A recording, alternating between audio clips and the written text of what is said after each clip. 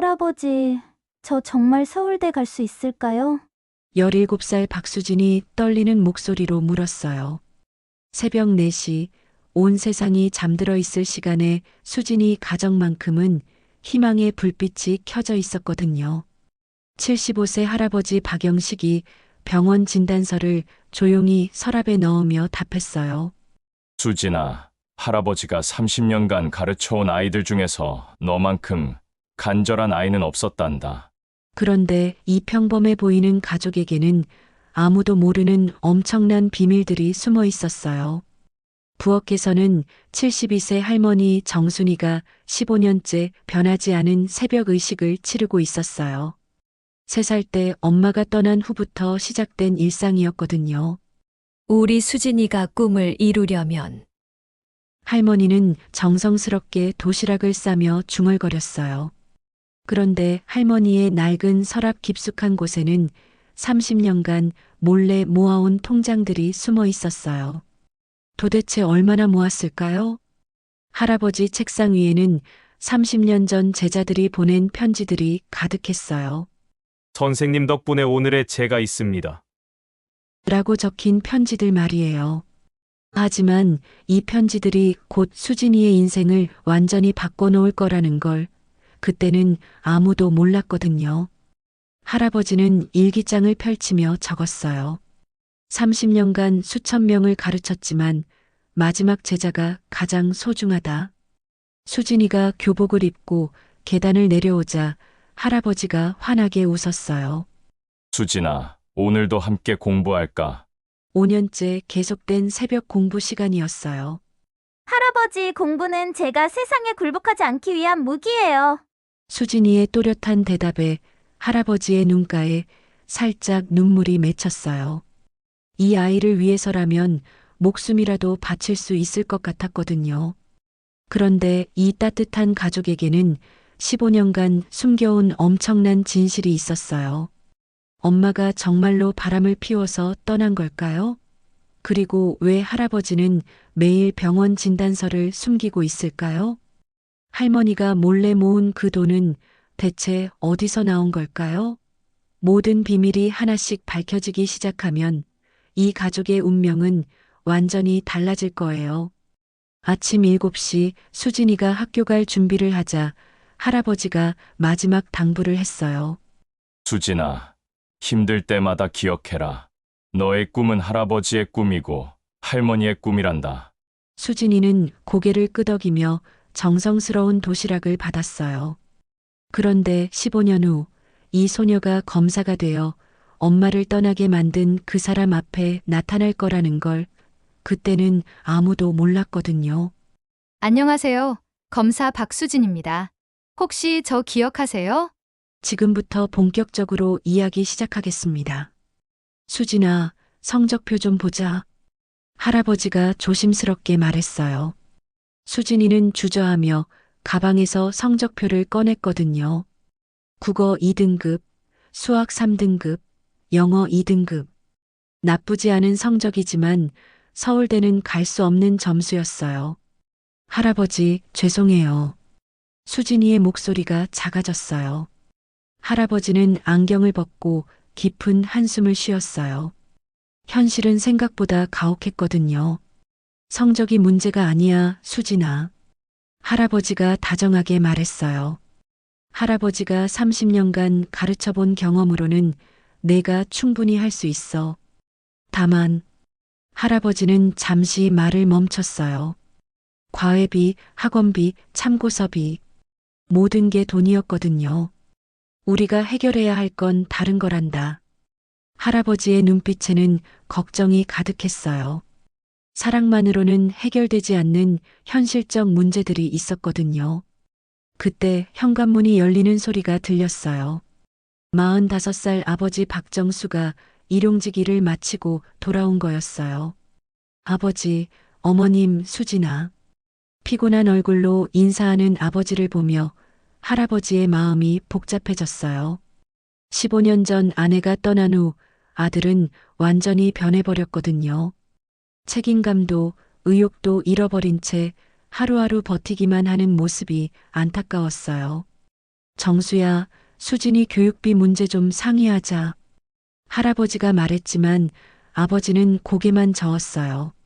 아버지, 제가 벌어오는 돈으로는 생활비도 빠듯합니다. 아버지의 목소리에는 자괴감이 묻어 있었어요. 수진이는 이런 대화를 들을 때마다 가슴이 아팠거든요. 제가 공부를 포기하면 되는 거 아니에요? 수진이가 조심스럽게 말했지만 할아버지가 단호하게 고개를 저었어요. 절대 안 된다. 할아버지의 목소리가 커졌어요. 수진아, 할아버지가 30년간 교육에 몸담았던 이유를 아니? 가난하다고 꿈을 포기하는 아이들을 너무 많이 봤거든. 할아버지의 눈에 눈물이 맺혔어요. 너만큼은 절대 그렇게 되면 안 돼. 할아버지가 살아있는 한 너의 꿈을 지켜주겠다. 하지만 현실적으로 어떻게 해결할지는 막막했어요. 할머니가 조용히 방에서 나왔어요. 3대의 대화를 다 들었던 거예요. 여보, 걱정 마세요. 할머니가 의미심장하게 말했어요. 제가 방법을 찾아볼게요. 할아버지는 의아한 표정을 지었어요. 할머니에게 무슨 방법이 있다는 걸까요? 수진이도 궁금한 눈으로 할머니를 바라봤어요. 할머니의 눈빛에는 뭔가 특별한 것이 숨어 있는 것 같았거든요. 이웃집 아줌마들의 수군거림도 부담이었어요. 엄마 없이 조부모 손에 자라는 애가 서울대를 간다고? 현실을 모르네. 수진이는 학교에서 돌아오는 길에 이런 말들을 들을 때마다 주먹을 꽉 쥐었어요. 보여드릴 거예요. 제가 꼭 해낼 거라는 걸. 하지만 마음속으로는 정말 불안했거든요. 과연 자신이 할 수 있을까? 가족들에게 짐만 되는 건 아닐까? 그날 밤 할아버지는 30년 전 제자들의 편지를 다시 꺼내 읽었어요. 선생님 덕분에 의사가 되었습니다. 검사가 된 제자가 감사 인사드립니다. 편지를 읽으며 할아버지는 생각했어요. 이 아이들이 지금 어디서 뭘 하고 있을까? 문득 떠오른 생각이 있었어요. 혹시 옛 제자들에게 도움을 요청할 수 있지 않을까? 하지만 자존심이 허락하지 않았어요. 수진이는 방에서 혼자 공부하며 다짐했어요. 할아버지, 할머니를 실망시킬 수는 없어. 어떻게든 성적을 올려야 해.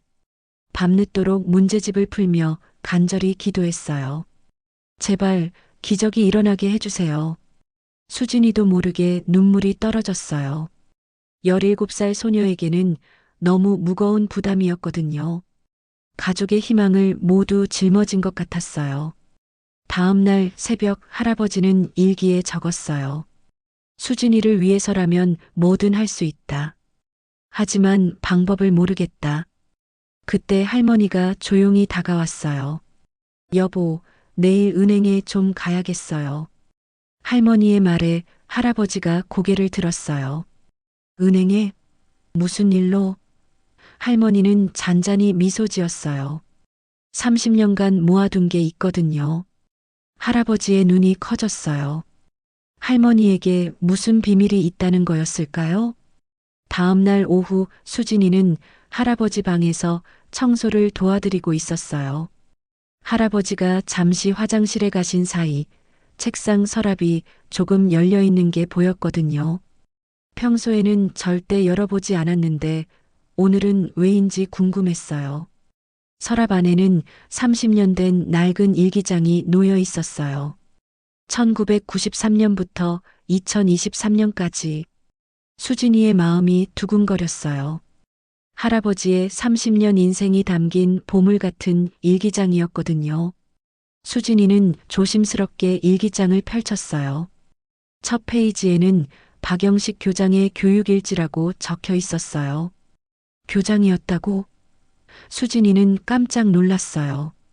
할아버지가 그냥 선생님이신 줄만 알았는데 교장 선생님이셨다니. 일기 내용을 읽어보니 더욱 놀라웠어요. 오늘 우리 학교에서 서울대 합격자 15명 배출. 30년 교직 생활 중 최고 기록. 할아버지는 정말 대단한 분이셨던 거예요. 일기장을 더 넘겨보니 제자들에 대한 이야기가 가득했어요. 김철수, 가난한 집 아이였지만 의지가 강해서 의대에 보냈다. 박미영, 한부모 가정이었지만 끝까지 포기하지 않아 법대에 합격. 할아버지는 30년간 수많은 아이들의 꿈을 지켜주셨던 거예요. 특히 가난한 집 아이들, 조선가정, 한부모 가정 아이들을 더 많이 도와주셨더라고요. 수진이는 왜 할아버지가 자신을 그렇게 아껴주시는지 이해가 되기 시작했어요. 그때 할아버지가 돌아오셨어요. 수진이가 일기장을 보고 있는 모습을 발견하시고는 잠시 당황하셨어요. 수진아, 그건... 할아버지, 왜 이런 중요한 이야기를 안 해주셨어요? 수진이가 눈물을 글썽이며 물었어요. 할아버지는 난처한 표정을 지으시더니 의자에 앉으셨어요. 과거 자랑할 게 뭐 있겠니? 지금은 그냥 내 할아버지일 뿐이야. 겸손한 할아버지의 모습에 수진이는 더욱 감동받았어요. 할아버지, 정말 대단하셨구나. 수진이가 일기장을 다시 들여다보며 말했어요. 1995년 일기에는 이런 내용이 있었어요. 오늘 조선가정 학생 3명이 모두 명문대에 합격했다. 이 아이들을 보면 내 마음이 뿌듯하다. 가정 환경이 어려워도 꿈은 포기하면 안 된다. 할아버지는 예전부터 수진이 같은 아이들을 특별히 아껴주셨던 거예요. 그래서 나를 이렇게 도와주시는구나. 수진이는 깨달았어요. 할아버지는 서랍 깊숙한 곳에서 오래된 편지들을 꺼내셨어요. 이건 30년간 제자들이 보내준 편지들이야. 편지들을 하나씩 보여주시며 설명해 주셨어요. 이 친구는 지금 서울대 의대 교수고 이 친구는 대법관이 되었지. 수진이는 편지를 읽으며 놀라움을 금치 못했어요. 선생님 덕분에 오늘의 제가 있습니다. 선생님의 가르침을 잊지 않겠습니다. 할아버지는 정말 많은 사람들의 인생을 바꿔주셨던 거예요. 할아버지, 그런 훌륭한 제자들이 많으시면 혹시 제 공부도 도와주실 수 있지 않을까요? 수진이가 조심스럽게 물어봤어요. 하지만 할아버지는 고개를 저으셨어요. 수진아, 할아버지 자존심이라는 게 있단다. 내가 가르쳐서 성공한 제자들에게 도움을 청할 수는 없어. 할아버지의 마음을 이해하면서도 수진이는 아쉬웠어요. 그런 좋은 인맥이 있는데 활용하지 못하다니. 할아버지는 일기장의 마지막 페이지를 펼치셨어요. 며칠 전에 쓴 내용이었어요. 수진이가 서울대에 가는 게 내 마지막 꿈이다. 30년간 남의 아이들 꿈을 이뤄줬으니 이제는 내 손녀의 꿈을 이뤄주고 싶다. 수진이는 할아버지의 간절한 마음에 눈물이 났어요. 할아버지, 수진아, 너는 할아버지의 마지막이자 가장 소중한 제자란다. 절대 포기하지 말거라. 할아버지의 목소리에는 확신이 가득했어요. 그날 저녁 할머니가 부엌일을 하시는 동안 수진이는 할아버지께 조심스럽게 물어봤어요. 할아버지, 혹시 옛날 제자분들 연락처 같은 거 있으세요? 왜 그러니? 그냥 궁금해서요. 사실 수진이는 마음속으로 계획을 세우고 있었어요. 할아버지 자존심 때문에 직접 도움을 청하실 수 없다면 자신이 몰래 연락해 볼 수도 있지 않을까? 하지만 아직은 용기가 나지 않았어요. 밤늦게 수진이는 다시 그 일기장을 떠올렸어요. 할아버지의 30년 교육 철학, 수많은 제자들의 성공 이야기, 그리고 자신을 향한 간절한 사랑. 모든 게 감동적이었어요. 할아버지가 이렇게 대단한 분이셨다니. 그런데 한편으로는 부담도 느껴졌어요. 그 많은 제자들처럼 자신도 성공할 수 있을까? 할아버지 기대에 부응할 수 있을까? 수진이는 잠들기 전까지 이런 생각에 잠겨 있었어요. 할아버지의 마지막 제자로서 절대 실망시킬 수는 없었거든요. 며칠 후 수진이는 할아버지의 일기를 읽고 나서 궁금한 게 하나 더 생겼어요. 엄마 이야기였거든요. 할아버지는 30년간 그렇게 많은 아이들을 도와주셨는데 정작 자신의 며느리는 왜 떠나게 하셨을까? 수진이는 용기를 내어 할아버지께 물어봤어요. 할아버지, 제 엄마 이야기 좀 들려주세요. 할아버지의 표정이 순간 어두워졌어요. 15년간 입에 담기 힘들었던 이야기였거든요.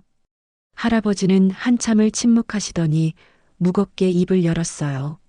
수진아, 너무 어려운 이야기야. 할아버지, 저 이제 17살이에요. 알 권리가 있지 않을까요? 수진이의 간절한 눈빛을 보시고 할아버지는 결국 고개를 끄덕이셨어요. 그래, 언젠가는 알아야 할 이야기지. 할아버지는 15년 전 그날을 떠올리기 시작했어요. 인생에서 가장 충격적이었던 그날 말이에요. 2009년 3월 15일이었어. 할아버지가 정확한 날짜까지 기억하고 계셨어요. 내가 3살 때였지. 그날 내 엄마가 갑자기 짐을 싸더라.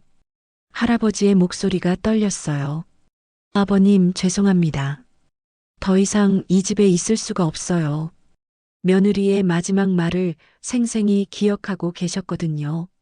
그때 할아버지 마음이 어땠을지. 수진이는 상상만 해도 가슴이 아팠어요. 내 아빠는 그때 완전히 무너졌단다. 할아버지가 계속 말씀하셨어요. 아내가 다른 남자와 도망갔다는 걸 알고는 며칠 동안 술만 마셨어. 수진이는 왜 아빠가 그렇게 의욕 없이 사시는지 이해가 되기 시작했어요. 15년 전 받은 상처가 아직도 아물지 않은 거였어요. 그래서 아빠가 항상 그렇게 우울해 보이시는구나. 수진이는 아빠에 대한 원망이 조금 줄어들었어요. 그런데 할아버지, 엄마가 정말 다른 남자 때문에 떠난 건가요? 수진이가 조심스럽게 물었어요. 할아버지는 잠시 망설이시더니 말씀하셨어요. 그때는 그런 줄 알았지. 하지만 할아버지가 말을 멈추셨어요. 뭔가 더 말씀하고 싶은 것 같았지만 아직은 때가 아닌 것 같다는 표정이셨어요. 하지만 뭐요? 수진이가 다시 물었지만 할아버지는 고개만 저으셨어요. 그때 아빠가 들어오셨어요. 할아버지와 수진이의 진지한 대화를 보시고는 뭔가 눈치채신 것 같았어요. 또 그 이야기 하시는 거예요? 아빠의 목소리에는 여전히 상처가 묻어 있었어요. 정수야. 할아버지가 말씀하시려고 했지만 아빠는 손을 들어 막으셨어요. 아버지, 그 이야기는 이제 그만해요. 15년이 지났잖아요. 하지만 아빠의 표정에서는 아직도 그때의 아픔이 느껴졌어요. 수진이는 아빠를 바라보며 마음이 복잡했어요. 그동안 무책임하다고만 생각했는데 사실은 깊은 상처 때문이었던 거예요. 아빠, 수진아, 내 엄마 이야기는 하지 말자. 우리한테는 할아버지, 할머니가 있잖아. 아빠는 여전히 그 상처를 회피하고 싶어 하셨어요. 하지만 수진이는 더 알고 싶었어요. 자신의 뿌리, 자신이 왜 이런 상황에 있게 되었는지 말이에요. 그날 밤 할머니가 수진이 방에 오셨어요. 수진아, 엄마 이야기 들었구나? 네, 할머니. 그런데 뭔가 이상해요. 할아버지 말씀 중에 하지만이라고 하셨는데 할머니는 잠시 고민하시더니 조심스럽게 말씀하셨어요. 수진아, 어른들 사정은 복잡한 거야. 지금 내가 알아야 할 건 우리가 너를 사랑한다는 것뿐이야. 하지만 할머니의 눈빛에도 뭔가 숨기고 계신 것 같았어요. 수진이는 혼자 생각에 잠겼어요. 엄마가 정말 바람을 피워서 떠난 걸까? 아니면 다른 이유가 있었던 걸까? 3살 때의 기억은 거의 없었지만 가끔 꿈에서 엄마의 모습이 나타날 때가 있었어요. 슬픈 표정으로 자신을 바라보는 엄마의 모습. 만약 엄마가 살아계신다면 지금 어디서 뭘 하고 계실까? 수진이는 처음으로 엄마에 대한 궁금증이 생겼어요. 엄마가 떠난 이유가 정말 사랑 때문이었을까? 진실을 알고 싶은 마음이 점점 커져갔어요. 주말 아침 수진이는 할머니를 도와 대청소를 하고 있었어요. 할머니 방 장롱을 정리하다가 뒤편에 낡은 상자가 보였거든요. 할머니, 이 상자는 뭐예요? 아, 그건 할머니가 정리할게. 할머니가 급하게 말씀하셨지만 상자가 너무 무거워서 수진이가 도와드리게 되었어요. 상자를 드러내는 순간 안에서 통장들이 우수수 떨어졌어요. 수진이는 깜짝 놀랐어요. 할머니가 이렇게 많은 통장을 숨겨두고 계셨다니. 할머니, 이게 다 뭐예요? 수진이가 흩어진 통장들을 보며 물었어요. 할머니는 당황하시며 급하게 통장들을 주워 담으려고 하셨어요. 그냥 할머니가 용돈 모은 거야. 하지만 수진이가 우연히 본 한 통장의 잔액에 깜짝 놀랐어요. 5천만 원? 다른 통장을 보니 3천만 원, 또 다른 통장에는 8천만 원. 할머니, 이게 정말 할머니 돈이에요? 수진이는 믿을 수가 없었어요. 할머니는 결국 포기하시고 털어놓으셨어요. 수진아, 할머니가 30년간 모은 거야. 30년간요? 내 할아버지가 교장 선생님이셨을 때부터 차곡차곡 모았지. 할머니는 자랑스럽게 말씀하셨어요. 매달 생활비에서 10만 원씩 떼어내고 용돈에서 5만 원씩 모았어. 그리고 할머니의 눈빛이 반짝였어요. 부동산 투자도 조금씩 했지. 수진이는 할머니를 새롭게 보게 되었어요. 부동산 투자요? 수진이가 놀라며 물었어요.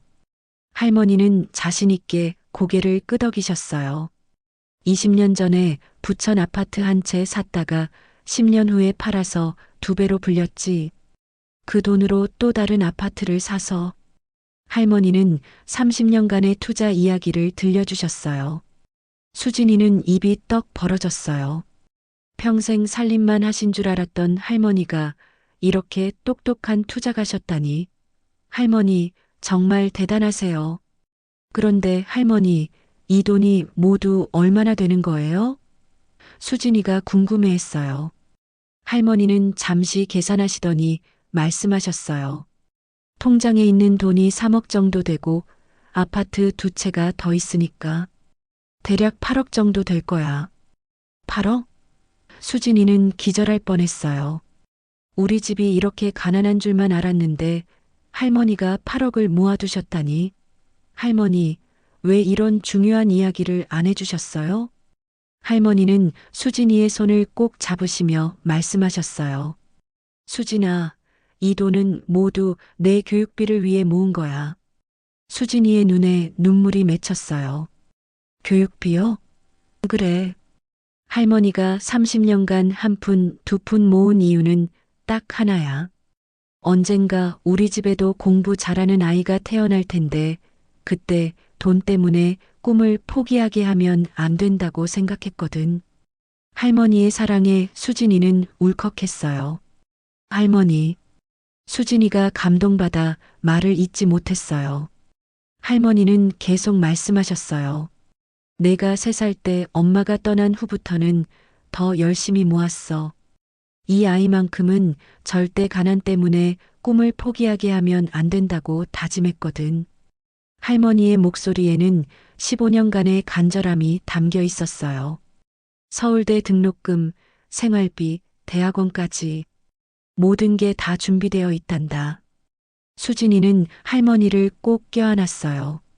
그때 할아버지가 방에 들어오셨어요. 할머니와 수진이가 통장들을 둘러싸고 있는 모습을 보시고는 깜짝 놀라셨어요. 여보, 이게 뭐야? 여보, 이제 말해도 될 것 같아서. 할머니가 조심스럽게 말씀하셨어요. 할아버지는 통장 잔액을 보시고는 혀를 내두르셨어요. 여보, 당신이 이렇게 대단한 분이었어? 할아버지도 30년간 할머니의 비밀을 전혀 모르고 계셨던 거예요. 할아버지도 몰랐어요? 수진이가 놀라며 물었어요. 할아버지는 웃으시며 고개를 저으셨어요. 할머니가 살림 절약하시는 건 알았지만 이 정도일 줄은 몰랐지. 할머니는 쑥스럽게 웃으시며 말씀하셨어요. 남편한테도 비밀로 해야 진짜 비상금이지. 세 사람은 서로를 바라보며 웃었어요. 갑자기 우리 집의 경제적 문제가 모두 해결된 것 같았거든요. 할머니, 정말 감사해요. 수진이가 다시 한번 할머니를 껴안았어요. 할머니는 수진이의 머리를 쓰다듬으시며 말씀하셨어요. 수진아, 이제 돈 걱정은 하지 마라. 할머니가 30년간 준비했으니까. 할아버지도 감동받으신 표정으로 말씀하셨어요. 여보, 정말 고마워요. 덕분에 우리 수진이가 마음 놓고 공부할 수 있겠어. 그날 저녁 세 사람의 얼굴에는 밝은 희망이 가득했어요. 드디어 수진이의 꿈을 위한 든든한 뒷받침이 생긴 거였어요. 할머니의 비상금을 발견한 지 한 달 후 수진이는 기말고사 성적표를 받았어요. 하지만 결과는 충격적이었어요. 국어 3등급, 수학 4등급, 영어 3등급. 오히려 성적이 더 떨어진 거예요. 이상하다. 왜 이렇게 됐지? 수진이는 이해할 수 없었어요. 경제적 걱정이 없어졌으니 더 잘해야 하는 건데 아마도 마음이 너무 안일해진 게 아닐까 싶었어요. 할아버지께 어떻게 보고 드려야 할지 막막했거든요. 수진아, 성적이 어떻게 나왔니? 할아버지가 기대에 찬 눈빛으로 물어보셨어요. 수진이는 차마 성적표를 보여드릴 수가 없었어요. 할아버지, 죄송해요. 떨리는 손으로 성적표를 건네드렸을 때 할아버지의 표정이 순간 굳어졌어요. 이게 뭐니? 할아버지의 목소리에는 실망감이 묻어 있었어요. 할아버지, 정말 죄송해요. 다음에는 꼭. 수진아, 이렇게 하면 안 되는 거 아니니? 그날 밤 할아버지는 심한 두통을 호소하셨어요. 머리가 너무 아프다. 평소에 건강하시던 할아버지가 갑자기 이상하다 싶었는데 다음 날 아침에는 어지러움까지 호소하셨어요. 할아버지, 병원에 가봐야 하는 거 아니에요? 수진이가 걱정스럽게 말했지만 할아버지는 괜찮다고 하셨어요. 하지만 며칠 후 할아버지가 갑자기 쓰러지시는 일이 벌어졌어요. 119죠? 응급 상황입니다. 할머니가 다급하게 전화를 걸었어요. 할아버지가 의식을 잃고 쓰러지신 거예요. 구급차가 와서 할아버지를 응급실로 옮겼을 때 가족들은 모두 패닉 상태였어요. 뇌출혈 의심 소견이 보입니다. 정밀 검사가 필요해요. 의사의 말에 수진이는 다리에 힘이 빠졌어요. 설마 내 성적 때문에 할아버지가 스트레스를 받으신 건 아니겠지? 죄책감이 밀려왔어요. 검사 결과 할아버지는 뇌혈관에 문제가 있어서 최소 한 달은 입원해야 한다고 했어요. 게다가 수술비와 입원비가 엄청났어요. 수술비만 3천만 원, 입원비까지 합하면 5천만 원 정도 예상됩니다. 의사의 말에 가족들은 또다시 경제적 부담을 느꼈어요. 할머니의 비상금이 있긴 하지만 이런 식으로 쓰게 될 줄은 몰랐거든요. 할머니가 30년간 모은 돈이 이렇게. 수진이는 미안한 마음뿐이었어요. 할아버지가 입원한 후 집안 분위기는 완전히 바뀌었어요. 할머니는 매일 병원에 계시고 아빠는 의료비 걱정에 더욱 우울해지셨어요. 수진이는 혼자 집에서 공부해야 했지만 도저히 집중이 되지 않았어요. 할아버지가 안 계시니까 이렇게 허전할 줄 몰랐는데 5년간 함께했던 새벽 공부 시간이 없어지니까 수진이는 완전히 리듬을 잃어버렸어요. 며칠 후 수진이는 중요한 결정을 했어요. 편의점 아르바이트를 구한 거예요. 할아버지 병원비에 조금이라도 보탬이 되고 싶어서. 하지만 이 사실을 가족에게는 비밀로 했어요.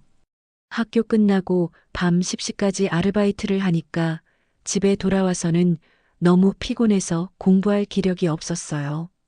이러면 안 되는데. 알면서도 어쩔 수 없었어요. 한 달 후 수진이의 모의고사 결과는 더욱 참담했어요. 전체 등급이 한 등급씩 더 떨어진 거예요. 이러다가는 정말 서울대는 꿈도 못 꾸겠다. 수진이는 절망감에 빠졌어요. 그때 병원에서 할머니가 전화를 하셨어요. 수진아, 할아버지가 의식을 찾으셨어. 빨리 와봐. 수진이는 급하게 병원으로 달려갔어요. 할아버지가 깨어나셨다는 기쁨과 함께 성적을 어떻게 말씀드릴지 걱정이 되었어요. 수진아, 할아버지가 힘없는 목소리로 부르셨어요. 한 달 만에 보는 할아버지는 많이 야위셨어요. 할아버지, 괜찮으세요?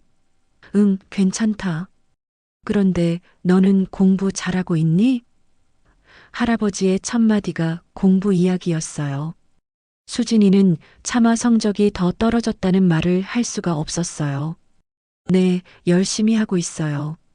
거짓말을 하고 나니 더욱 죄책감이 들었어요. 그날 밤 수진이는 혼자 방에서 울었어요. 이제 정말 어떻게 해야 하지?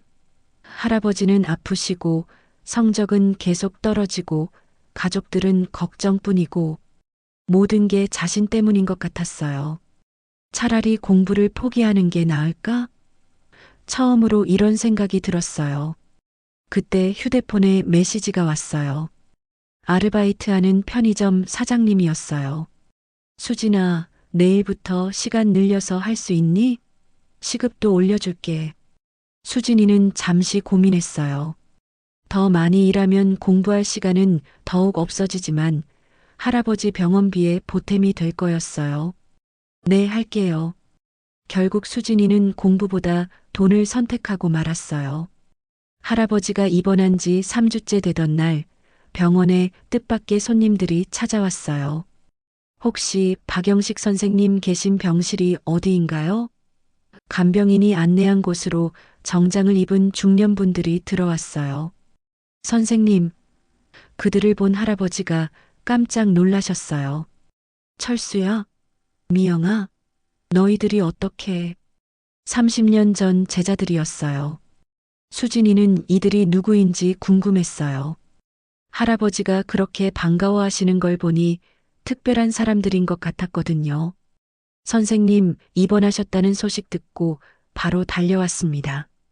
김철수라고 소개한 남성이 말했어요.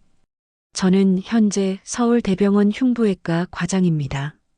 다른 여성도 자신을 소개했어요. 저는 박미영입니다.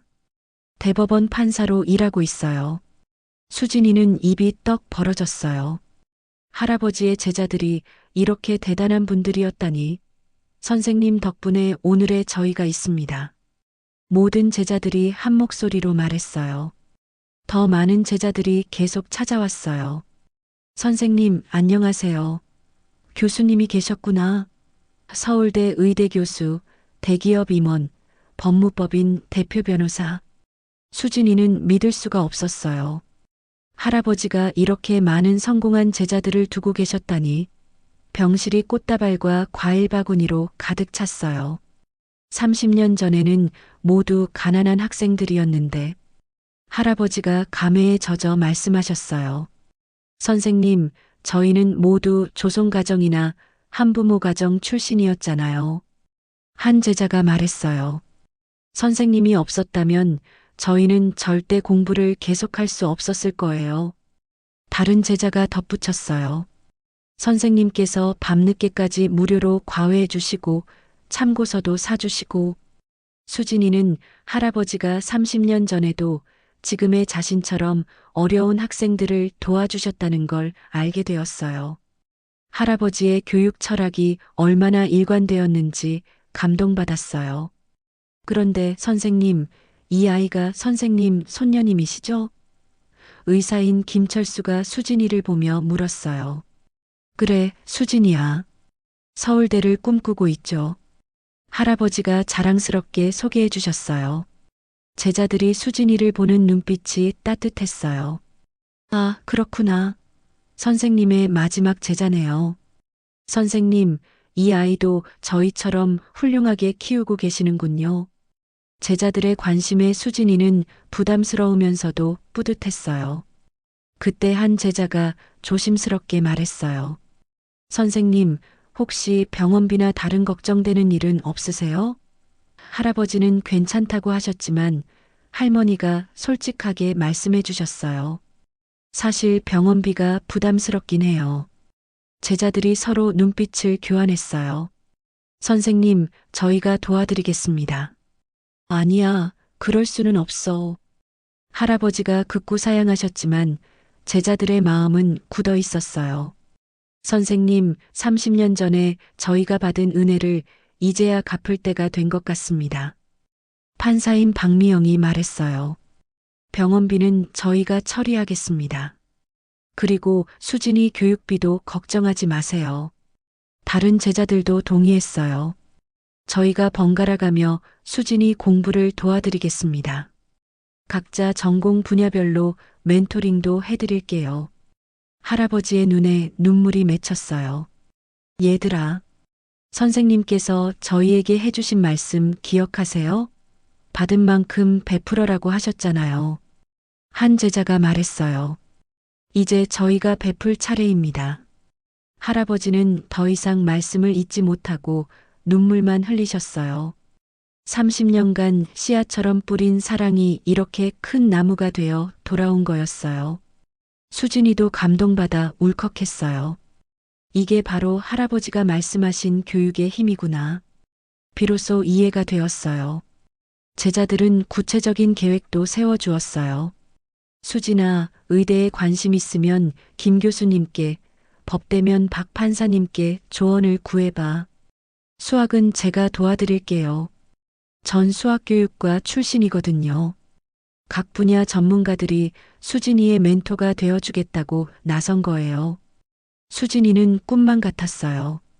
이런 훌륭한 분들이 자신을 도와주신다니 정말 감사합니다. 수진이가 깊게 인사드렸어요. 제자들이 돌아간 후 병실은 조용해졌어요. 할아버지는 수진이의 손을 잡으시며 말씀하셨어요. 수진아, 봤지? 이게 바로 교육의 힘이야. 네, 할아버지. 너도 언젠가는 이런 어른이 되어서 다른 아이들을 도와주렴. 수진이는 고개를 끄덕였어요. 할아버지, 저도 꼭 훌륭한 사람이 되어서 다른 사람들을 도와드릴게요. 그날 밤 수진이는 다시 희망을 찾았어요. 할아버지의 제자들처럼 자신도 반드시 성공해서 사회에 기여하는 사람이 되겠다고 다짐했거든요. 제자들의 멘토링이 시작된 지 2달 후 수진이의 일상은 완전히 바뀌었어요. 매주 토요일마다 서울대 의대 김철수 교수님이 직접 와서 과학을 가르쳐 주셨어요. 수진아, 생물은 암기가 아니라 이해야. 이렇게 생각해봐. 30년 전 할아버지께 배웠던 방식 그대로 가르쳐 주시는 모습이 정말 감동적이었어요. 수진이는 처음으로 공부가 이렇게 재미있을 수 있다는 걸 깨달았거든요. 일요일에는 박미영 판사님이 국어와 논술을 담당해 주셨어요. 글쓰기의 핵심은 논리적 사고야. 감정보다는 근거를 바탕으로 써봐. 판사님의 지도 방식은 체계적이고 명확했어요. 수진이의 논술 실력이 눈에 띄게 늘어갔어요. 다른 제자분들도 번갈아 가며 수학, 영어를 담당해 주셨어요. 이런 훌륭한 선생님들이 저만을 위해 수진이는 매일이 감사했어요. 할아버지도 퇴원하셔서 다시 새벽 공부가 시작되었어요. 하지만 이번에는 달랐어요. 수진아, 이제 할아버지가 너한테 배워야겠다. 할아버지는 제자들이 가르쳐준 최신 교육법을 수진이에게서 배우셨어요. 30년 전 방식과 많이 다르구나. 할아버지도 계속 배우는 자세를 보여주셨어요. 할머니는 영양가 있는 음식으로 수진이를 뒷받침해 주셨고 가족 모두가 한마음이 되었어요. 3개월 후 모의고사 결과가 나왔어요. 국어 1등급, 수학 1등급, 영어 1등급. 수진이는 자신의 눈을 의심했어요. 정말 내 성적이 맞나? 전교 1등이었어요. 담임 선생님도 깜짝 놀라셨어요. 박수진, 도대체 무슨 일이야? 이런 성적 상승은 처음 봐. 수진이는 환상적인 멘토팀 덕분이라고 설명했어요. 할아버지의 제자분들이 직접 가르쳐 주셔서요. 선생님도 감탄하셨어요. 수능일이 다가왔어요. 시험 전날 밤 제자분들이 모두 모여서 격려해 주셨어요. 수진아, 긴장하지 말고 평소대로만 하면 돼. 우리가 모두 응원하고 있어. 할아버지는 마지막 당부를 하셨어요. 수진아, 30년간 할아버지가 꿈꿔온 순간이야. 하지만 결과가 어떻든 너는 이미 할아버지의 자랑이란다. 수진이는 든든한 마음으로 잠자리에 들었어요. 수능 당일 할아버지와 할머니가 시험장까지 배웅해 주셨어요. 수진아, 할머니가 30년간 모은 사랑도 함께 가져가거라. 할아버지의 30년 교육 철학도 내 안에 있단다. 시험장에 들어서는 수진이의 마음은 평온했어요. 그동안 받은 사랑과 가르침이 든든한 버팀목이 되어 주었거든요. 할아버지, 할머니, 제자분들 모두를 위해서 최선을 다하겠어요. 수능이 끝난 후 한 달은 정말 길게 느껴졌어요. 하지만 수진이는 자신 있었어요. 그동안의 노력과 준비가 충분했다고 생각했거든요. 제자분들도 계속 격려해 주셨어요. 수진아, 우리가 보기에는 충분히 합격할 실력이야. 할아버지는 매일 기도하셨어요. 30년간의 마지막 제자가 꼭 성공하게 해달라고. 온 가족이 발표일만을 기다리고 있었어요. 드디어 서울대 합격 발표일이 왔어요. 수진이는 떨리는 손으로 컴퓨터를 켰어요. 할아버지, 할머니, 아빠, 그리고 제자분들까지 모두 모여 있었어요. 서울대학교 법과대학. 수진이의 수험번호가 화면에 떴어요. 합격? 그 순간 집안이 조용해졌어요.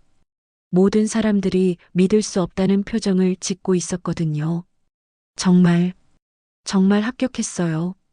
수진이가 소리치자 그제서야 모든 사람들이 환호성을 질렀어요. 할아버지가 눈물을 펑펑 흘리셨어요. 30년을 기다렸구나. 할머니도 수진이를 꼭 안으며 울었어요. 우리 수진이가 해냈어. 아빠도 처음으로 환한 웃음을 보여주셨어요. 수진아, 정말 자랑스럽다. 제자분들도 모두 감격해 하셨어요. 선생님, 마지막 제자도 성공했습니다. 그날은 정말 기적 같은 하루였어요.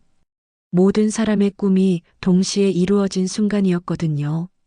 그날 밤 수진이는 할아버지와 단둘이 앉았어요. 할아버지, 정말 감사해요.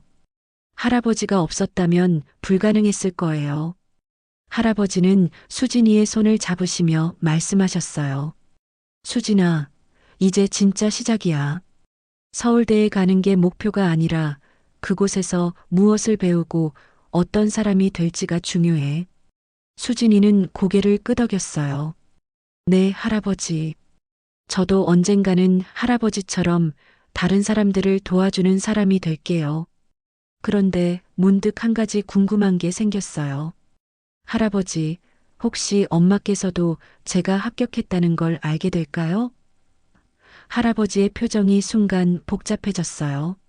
서울대 법대 3학년이 된 수진이는 법학도서관에서 사법고시 준비를 하고 있었어요. 그날은 형법 사례 연구를 위해 15년 전 사건 판례를 찾고 있었거든요.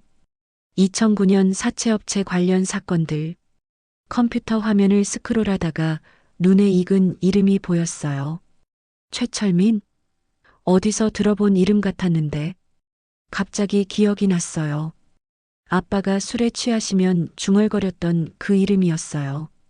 최철민 그놈 때문에 라고 혼잣말하시던 게 생각났거든요. 수진이의 심장이 빠르게 뛰기 시작했어요.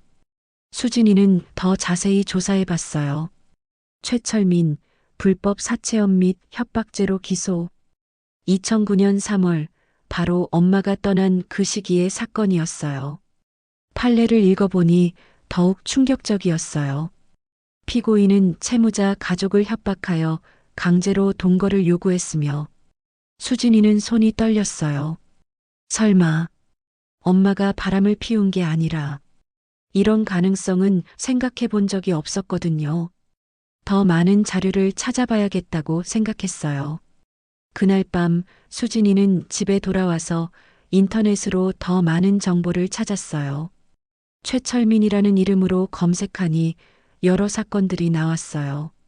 모두 불법 사채업과 관련된 범죄들이었어요. 이 사람이 정말 엄마와 함께 떠난 그 남자라면 수진이는 할아버지께 물어봐야겠다고 생각했어요. 하지만 15년간 입에 담지 않았던 이야기를 어떻게 꺼내야 할지 막막했어요. 다음 날 수진이는 용기를 내어 할아버지께 물어봤어요. 할아버지, 엄마와 함께 떠난 그 남자 이름이 최철민이었나요? 할아버지의 얼굴이 순간 굳어졌어요. 수진아, 왜 갑자기 그런 걸 물어보니? 할아버지, 제가 뭔가 발견했어요. 그 사람이 사채업자였다면. 할아버지는 깊은 한숨을 쉬며 고개를 끄덕이셨어요. 그래, 최철민이었어. 수진이의 추측이 맞았던 거예요. 할아버지, 그럼 엄마가 바람을 피운 게 아니었나요? 수진이가 간절하게 물었어요. 할아버지는 오랫동안 침묵하시다가 무거운 입을 열었어요. 수진아, 사실은 할아버지의 목소리가 떨렸어요. 내 엄마는 억지로 끌려간 거였어. 그 남자가 우리 가족을 협박했거든. 수진이는 믿을 수가 없었어요. 그럼 왜 15년간 진실을 말씀해 주지 않으셨어요? 할아버지의 눈에 눈물이 맺혔어요. 내 아빠가 빚을 져서 할아버지가 고백하기 시작했어요. 사업 실패로 큰 빚을 지게 되었는데 정식 은행이 아닌 사채를 썼던 거야. 그 돈을 갚지 못하니까 최철민이 내 엄마를 데려간 거였어. 수진이는 충격받았어요. 그럼 아빠가, 그래, 내 아빠 때문이었어. 하지만 아빠도 피해자야. 그놈이 너무 악랄했거든. 15년간 숨겨왔던 진실이 드디어 밝혀지고 있었어요. 할머니도 부엌에서 나오셔서 함께 이야기에 동참하셨어요. 수진아, 우리도 참 고민 많았단다. 진실을 말해줘야 하나 아니면 그냥 모르는 게 나을까?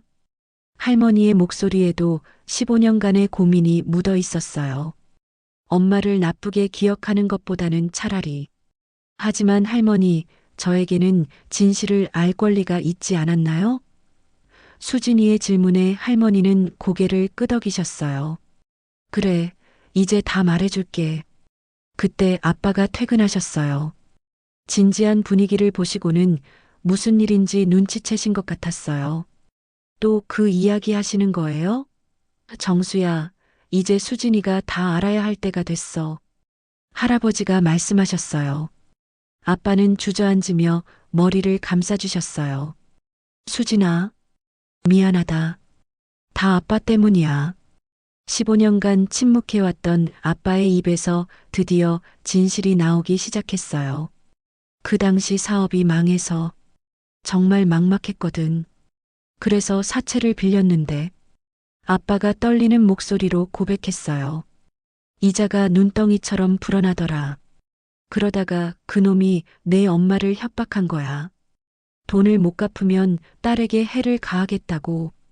수진이는 온몸에 소름이 돋았어요. 그래서 엄마가 나를 지키려고.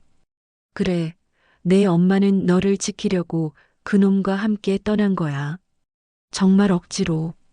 아빠가 눈물을 흘렸어요. 모든 진실을 알게 된 수진이는 복잡한 감정에 휩싸였어요. 그럼 엄마는 지금 어디 계세요? 수진이가 물었지만 아무도 대답하지 못했어요. 15년간 연락이 끊어진 상태였거든요. 하지만 수진아, 할아버지가 말씀하셨어요. 내가 법관이 되면 그런 악한 사람들을 처벌할 수 있잖니. 이제 알겠지? 왜 할아버지가 너에게 법 공부를 권했는지. 수진이는 고개를 끄덕였어요. 이제야 모든 퍼즐이 맞춰지기 시작했어요. 그리고 마음속에 새로운 결심이 생겼어요. 엄마 같은 피해자들을 보호하고 최철민 같은 악인들을 처벌하는 법관이 되겠다고. 사법고시에 합격한 지 2년 후 수진이는 드디어 검사로 임용되었어요. 첫 출근 날 서울중앙지검 사무실에서 사건 배당을 받았거든요. 박수진 검사님, 첫 담당 사건입니다. 동료 검사가 건네준 사건 파일을 열어보는 순간 수진이는 심장이 멈출 뻔했어요. 피고인 최철민, 혐의 불법 사체험 및 협박죄. 운명이었어요. 15년간 기다려온 이 순간이 드디어 온 거였어요. 최철민, 아직도 이렇게 살고 있구나. 수진이의 손이 떨렸지만 눈빛은 그 어느 때보다 확고했어요. 그날 밤 수진이는 할아버지께 전화를 드렸어요. 할아버지, 제가 그 사람을 담당하게 되었어요. 누구를? 최철민이요. 엄마를 데려간 그 사람 말이에요. 전화 너머로 할아버지의 숨소리가 거칠어졌어요. 수진아. 할아버지, 저는 준비되어 있어요. 30년간 할아버지가 가르쳐 주신 정에 이제 실현할 때가 온 것 같아요. 할아버지의 목소리에 감격이 묻어 있었어요. 우리 수진이가 정말 대단한 어른이 되었구나. 조사실에서 최철민과의 첫 대면이 이루어졌어요. 그의 얼굴은 교활해 보였어요. 안녕하세요. 검사 박수진입니다. 수진이가 당당하게 자기소개를 했을 때 최철민은 대수롭지 않게 여겼어요. 처음 보는 검사네. 젊은 것이 뭘 안다고. 하지만 수진이의 다음 말에 그의 표정이 순간 굳어졌어요. 혹시 저 기억하세요? 22년 전에. 최철민의 얼굴에서 혈색이 사라졌어요. 박수진. 설마 그때 그 아이가. 최철민이 떨리는 목소리로 중얼거렸어요. 네, 맞습니다. 김미경의 딸 박수진입니다. 수진이의 목소리는 차갑고 단호했어요. 22년 전에 제 엄마를 강제로 데려가신 그분 맞으시죠? 최철민은 당황해서 말을 더듬었어요. 그건 이제 그때 일들을 하나씩 정리해 볼 시간이 온 것 같네요. 수진이는 완벽하게 준비된 증거 자료들을 테이블 위에 펼쳤어요. 제가 법학을 공부하면서 15년간 당신의 모든 범죄 기록을 조사했습니다. 수진이가 차근차근 설명하기 시작했어요. 불법 사체업, 협박, 강요, 상습 폭행, 그리고 가족 해체 교사까지. 최철민의 얼굴이 점점 파랗게 변해갔어요. 당신 때문에 저희 가족이 얼마나 고통받았는지 아세요? 수진이의 목소리에는 15년간 쌓인 분노와 상처가 모두 담겨 있었어요. 하지만 이제 끝입니다. 법정에서 정의를 실현하겠어요. 법정에서의 최종 변론이 시작되었어요. 수진이는 15년간 준비한 모든 것을 쏟아냈어요. 재판장님, 피고인은 선량한 가정을 파괴한 악질 범죄자입니다. 방청석에는 할아버지, 할머니, 아빠가 앉아서 수진이를 지켜보고 있었어요. 15년 전 3살 아이에게서 엄마를 빼앗아간 이 사람에게 마땅한 처벌을 내려주시기 바랍니다. 수진이의 변론이 끝나자 방청석에서 눈물을 흘리는 사람들이 보였어요. 피고인 최철민에게 징역 15년을 선고한다. 판사의 판결이 내려지는 순간 수진이는 무릎이 꺾일 뻔했어요. 15년. 엄마를 빼앗겼던 그 시간만큼의 형량이었어요. 최철민은 고개를 떨구며 법정을 나갔어요. 그때 수진이 뒤에서 말했어요. 이제 제 엄마를 돌려주세요. 최철민이 돌아보며 마지막으로 말했어요. 내 엄마는 부산에 있어. 이제 자유롭게 살 수 있을 거야. 법정을 나서는 수진이를 할아버지가 꼭 안아주셨어요. 수진아, 정말 자랑스럽다. 30년간 할아버지가 꿈꿔온 바로 그 모습이야.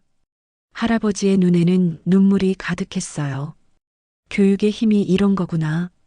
할머니와 아빠도 감격해서 말을 잇지 못했어요. 이제 정말 모든 게 끝났어요. 수진이가 말했지만 사실은 새로운 시작이었어요. 엄마를 찾아가야 할 시간이었거든요. 그날 저녁 부산에서 전화가 걸려왔어요. 혹시 수진이니? 22년 만에 듣는 엄마의 목소리였어요. 수진이는 눈물이 터져 나왔어요. 엄마, 수진아, 엄마가 미안해. 정말 미안해. 엄마도 울고 있었어요. 뉴스에서 봤어. 내가 검사가 되어서 그 사람을 처벌했다고. 엄마, 이제 집에 오세요. 저희가 다 기다리고 있어요. 전화 너머로 엄마의 흐느끼는 소리가 들렸어요. 22년간의 한이 드디어 풀리는 순간이었어요. 일주일 후 서울역에 엄마가 내렸어요. 22년의 세월이 느껴지는 모습이었지만 여전히 수진이의 엄마였어요. 가족 모두가 나와서 기다리고 있었어요. 엄마. 수진이가 달려가 엄마를 안았어요. 수진아, 우리 딸이 이렇게 훌륭하게 자랐구나. 할아버지와 할머니도 며느리를 따뜻하게 맞아주셨어요. 이제 정말 우리 가족이 완성됐구나. 할아버지가 하늘을 올려다보며 말씀하셨어요. 30년간의 꿈이 이렇게 아름답게 이루어질 줄이야. 그날은 기적 같은 하루였어요. 정의가 승리하고 가족이 재회하는 완벽한 날이었거든요. 엄마가 집에 돌아온 지 6개월이 지났어요. 오늘은 수진이의 25번째 생일이었거든요. 온 가족이 모여서 생일상을 차렸어요. 수진아, 생일 축하해. 엄마가 직접 만든 미역국과 생일 케이크가 식탁에 놓여 있었어요. 22년 만에 맞는 엄마와 함께하는 생일이었어요. 엄마, 정말 맛있어요. 수진이의 눈에는 행복한 눈물이 맺혔어요. 할아버지는 흐뭇하게 바라보시며 말씀하셨어요. 이제야 진짜 가족이 된 것 같구나. 수진아, 할아버지가 선물이 있단다. 할아버지가 낡은 상자를 가져오셨어요. 안에는 30년 전 제자들이 보낸 편지들과 함께 특별한 편지 한 통이 있었어요. 이건 내가 검사가 되던 날 할아버지가 쓴 편지야. 수진이가 편지를 펼쳐보니 이런 내용이 적혀 있었어요. 수진아, 너는 할아버지의 30년 교육 인생 중 가장 자랑스러운 제자다. 이제 내가 다른 아이들의 꿈을 지켜주는 사람이 되기를 바란다. 수진이는 감동받아 할아버지를 꼭 안았어요. 그때 수진이가 가족들에게 중요한 발표를 했어요. 가족 여러분, 제가 결정한 게 있어요. 모든 가족이 궁금한 눈으로 바라봤어요. 저 법무부에서 제안받은 특별 프로젝트에 참여하기로 했어요. 조손가정이나 한부모 가정 아이들의 교육을 지원하는 일이에요. 할아버지의 눈이 반짝였어요. 우리 수진이가 정말 할아버지께서 저에게 해주신 것처럼 이제 제가 다른 아이들을 도와주고 싶어요. 엄마가 조심스럽게 말씀하셨어요. 수진아, 엄마도 뭔가 하고 싶은 게 있어. 뭔데요, 엄마? 22년 동안 혼자 살면서 생각해 본 건데. 엄마도 다른 어려운 여성분들을 도와드리고 싶어? 엄마의 눈빛이 예전과 달리 단단해 보였어요. 상담센터에서 자원봉사를 시작하려고 해. 엄마처럼 어려운 상황에 있는 분들에게 희망을 주고 싶거든. 가족 모두가 엄마를 응원해 드렸어요. 아빠도 변화된 모습을 보여주셨어요. 나도 이제 제대로 살아보려고 해. 22년간의 상처에서 벗어나 새로운 시작을 하겠다는 의지였어요. 작은 식당이라도 차려서 가족들과 함께 일해보고 싶어. 할머니가 박수를 치셨어요. 좋은 생각이야. 할머니가 30년간 모은 비법 요리도 가르쳐 줄게. 온 가족이 웃음꽃을 피웠어요. 정말 새로운 시작이 될 것 같았거든요. 며칠 후 수진이는 첫 번째 교육지원 대상 가정을 방문했어요. 할머니가 키우는 중학생 남자아이였어요. 안녕, 나는 박수진 검사야. 검사님이 왜 저희 집에? 너도 꿈이 있지? 그 꿈을 이루도록 도와주려고 왔어. 아이의 눈빛이 반짝였어요. 마치 어린 시절 할아버지를 처음 만났을 때의 자신처럼 말이에요. 정말요? 저도 공부할 수 있을까요? 물론이지. 할아버지가 나에게 해주신 것처럼 이제 내가 너에게 해줄게. 그날 저녁 수진이는 할아버지와 단둘이 산책을 나갔어요. 할아버지, 정말 감사해요. 할아버지가 없었다면 오늘의 제가 있을 수 없었어요. 할아버지는 수진이의 어깨에 손을 올리시며 말씀하셨어요. 수진아, 이제 할아버지는 정말 행복해. 30년간 꿈꿔온 모든 게 이루어졌거든. 할아버지, 너를 통해서 할아버지의 교육 철학이 계속 이어질 것 같아. 그보다 더 큰 기쁨이 어디 있겠니? 두 사람은 조용히 걸으며 과거를 추억했어요. 5개월 후 수진이의 교육 지원 프로그램은 큰 성과를 거두었어요. 10명의 아이들이 모두 성적이 향상되었고 그중 3명은 전교 상위권에 들었거든요. 수진 선생님 덕분이에요. 아이들이 환하게 웃으며 말했어요. 수진이는 어린 시절 할아버지를 바라보던 그 눈빛을 이 아이들에게서 발견했어요. 너희들이 더 열심히 했으니까 가능한 거야. 할아버지의 말투를 그대로 따라하는 자신을 발견하며 미소 지었어요. 그해 연말 할아버지의 80번째 생신을 맞아서 30년 전 제자들이 모두 모였어요. 선생님, 이제 수진이도 저희와 같은 길을 걸어가고 있네요. 김철수 교수님이 말씀하셨어요. 교육의 선순환이 이어지고 있어요. 박미영 판사님도 감격해 하셨어요. 할아버지는 제자들과 수진이를 번갈아 보시며 말씀하셨어요. 내 인생에서 가장 보람 있는 순간이야. 너희들이 다시 다른 아이들을 가르치고 그 아이들이 또 다른 아이들을. 모든 사람의 눈에 눈물이 맺혔어요. 봄이 왔어요. 수진이는 새로 맡은 조성가정 아이와 함께 벚꽃길을 걸었어요. 선생님, 저도 정말 대학에 갈 수 있을까요? 아이가 불안해하며 물었어요. 물론이지. 할아버지가 나에게 해주신 말씀을 너에게도 해줄게. 수진이는 할아버지의 목소리로 말했어요. 공부는 내가 세상에 굴복하지 않기 위한 무기란다. 아이의 얼굴에 희망이 번졌어요. 그때 수진이의 핸드폰에 문자가 왔어요. 할아버지에게서였어요. 우리 수진이 오늘도 고생 많았어. 집에 와서 할머니가 끓인 된장찌개 먹자. 사랑한다. 수진이는 환하게 웃었어요. 이제야 진정한 어른이 된 기분이었거든요. 할아버지의 사랑을 받으며 자란 아이가 이제는 다른 아이들에게 그 사랑을 전해주는 어른이 되었어요.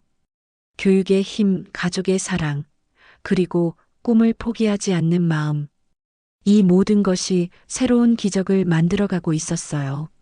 여러분, 우리 모두는 누군가의 희생과 사랑으로 성장했어요. 오늘 이야기도 할아버지의 30년 사랑, 할머니의 숨은 희생, 그리고 수진이의 성장. 우리 주변에도 이런 따뜻한 가족들이 있잖아요. 특히 어르신, 구독자분들. 정말 고생 많이 하셨어요.